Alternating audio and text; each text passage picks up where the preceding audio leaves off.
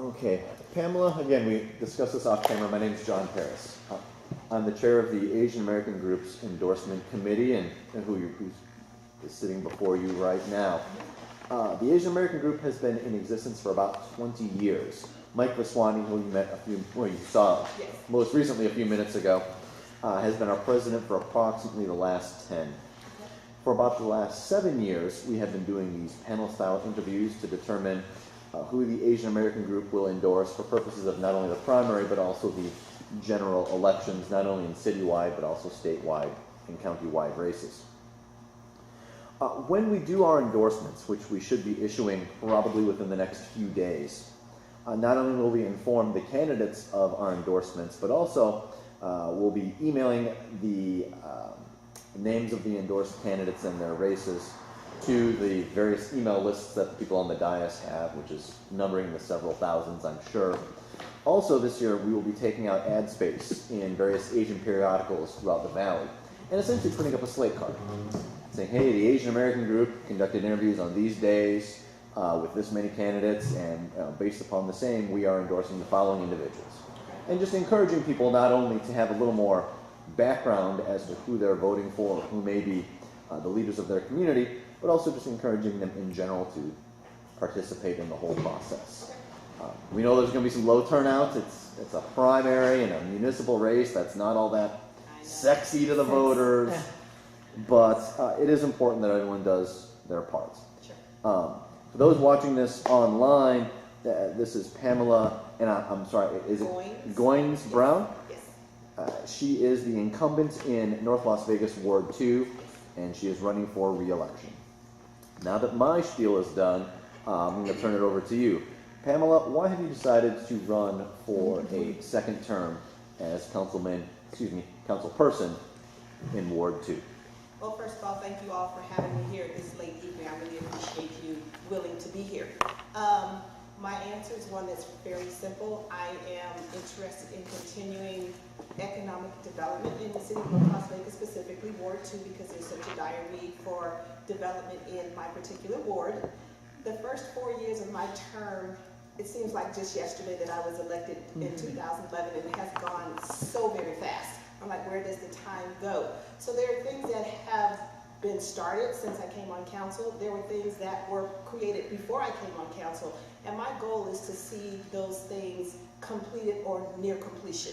And with the downturn in the economy back in 2011 when I first came on council, some things had to be put on hold, and we are starting to slowly rebound, and I'm hopeful. So I want to see those projects continued. I want some of them to be completed, and I can only do that if I'm on the council and I can see those things through. What specific program or set of programs that began during your tenure do you most want to see succeed? We have a couple of blighted areas in my ward that we've received grant funding for, and it's been in development now since 2006 with a group of residents who started their vision, and I've worked with this group for the last 4 years. So with this grant funding that we just received, I am so very optimistic that I'm going to see development within the next 2 to 5 years, hopefully. Ward 2 has some fascinating things. Grocery stores have opened. The Smith's chain is open and vibrant in North Las Vegas. We have a temporary medical facility that I want to see that develop into a permanent structure, and that's very, very positive that that's going to happen within 2015. We also have some great infrastructure and road improvement projects planned, and we are also currently in redevelopment of our downtown corridor, and our North 5th Street Bridge goes right through Ward 2, so I'm very hopeful about those projects. And do us a favor. Sure. Generally speaking, where is Ward 2 within North Las Vegas? What are the general boundaries? Ward 2, Lake Mead Boulevard, goes up as far as Rancho, then it heads north to Decatur, kind of curves around that way, Craig, and then further east Craig, it goes, Craig Ranch Regional Park is now in my ward because we did some redistricting, and it also goes back to Washburn, then down to Civic Center. Okay. So the ward, we picked up some new precincts and some new areas in the ward. Based on that geographic outline, you do have some you have some economic diversity within Ward 2.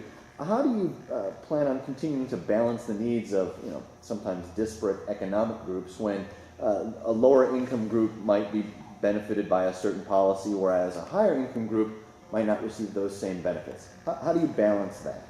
And that's a challenge that I'm working with specifically in the area closest to where I live. That's considered one of a depressed area in North Las Vegas. So the goal here is, first of all, to listen to my constituents, to see what their vision is, what they would like to see in that particular area, versus more areas in Ward 2 that are already developed and have more, I guess, higher end things. So we want to kind of create that balance. So to say that my area is, to me, just as well off or just as good as any other area. So we are out trying to attract developers, people to come in and take those risks in Ward 2, because I believe it will be vibrant. In those particular areas, there's major, there's major traffic that's coming east and west and north and south by those areas. So I think that's going to be very important in the near future. You had mentioned economic development as something that kind of has been a thread throughout many of your responses. Obviously, there was a huge row in the city of Las Vegas about public monies being put to the stadium for a private, essentially a private enterprise, and all of the angst that caused. But you had also mentioned trying to incentivize business to come and set up shop in your ward and North Las Vegas in general. What metrics do you look at when someone approaches you with some sort of a project that might require public funding or might require a tax break or some sort of other incentivization? What metrics do you use to try and make a determination if it's in your ward or your city's best interests to give that entity that type of concession? You have to have a balance, and I think it's important to take that risk to see, first of all, is it a viable project? Is it going to grow the area? Will it attract people to come to that area to spend their dollars? And then are we getting a return on our investment as well? So I think we just have to have a balance of private funding, and sometimes you might have to rely on government funding or state funding or city funding as well. And I'm sorry, I do tend to monopolize the questions. And he loves it. I just love the sound of my own voice, Pam. I just can't get enough of me. And it's love me good, some me. too. So does anyone else want to jump in before I just continue on? Because you know I can do it. You're doing a good job. You've all experienced it before. You have the floor. All right. One question that we're asking many people involves law enforcement. Many law enforcement entities have come under significant scrutiny as of late. Jefferson, Missouri is the one that's in the forefront of many of our minds. For just not only their policies overall, but the manner in which many of their policies are enacted or enforced. You had mentioned off camera that I think you were born and raised in North Las Vegas. I've been in North Las Vegas pretty much all my life. For many moons. Yes. And the time that you've spent there, obviously you've interacted with law enforcement on positive and or negative ways. Do you see any areas for improvement in some of the overall policies that the North Las Vegas Police Department has been implementing over the years? And is there anything you would like to see changed or modified, perhaps to more appropriately reflect the challenges that the people in your ward face? I can think being a transparent police department, letting constituents know that public safety is at the forefront of anything. And my constituents want to see visibility of police in their area. They feel safe that way.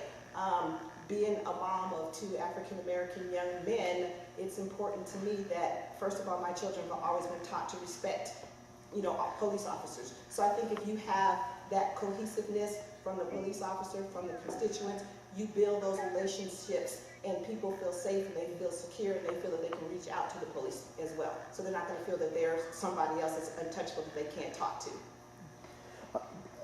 During the last 4 years, have you been on or been able to establish any sort of neighborhood committees or just group meetings to get disparate groups together, such as a representative from the police and a representative from small business? Yes. Tell us, what benefits have you seen from those kinds of, I guess, open town hall type meetings, And how do you plan on expanding on those policies if that is indeed your goal? And I've hosted several town hall meetings over the last 4 years, and like I said earlier, I meet with a particular group every second Saturday of the month. And when I first ran for office, they said, you know what, no one listens to us, or whoever was in office prior to me did not, support us. So I just said, I will support you, I will come and listen. It's their meeting, so I go there to support what they need. And we always have a police officer at those meetings who gives updates on crime reports. If there's an issue, that officer listens to them.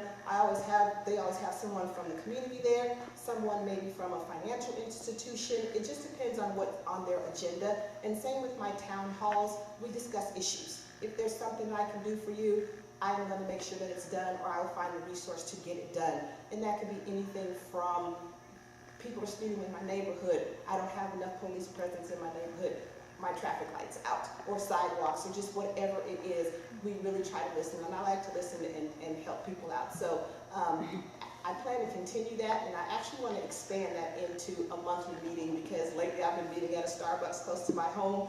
That seems to be a popular spot, so I just want to work with that Starbucks so I can do that monthly myself, and I just be the host of it and have people come and talk with me. Other questions? Okay. Well, one of the last questions that we're asking most candidates is this. Again, I had mentioned this earlier. This is a primary race in a municipal election. This is not, again, far from sexy. Sure.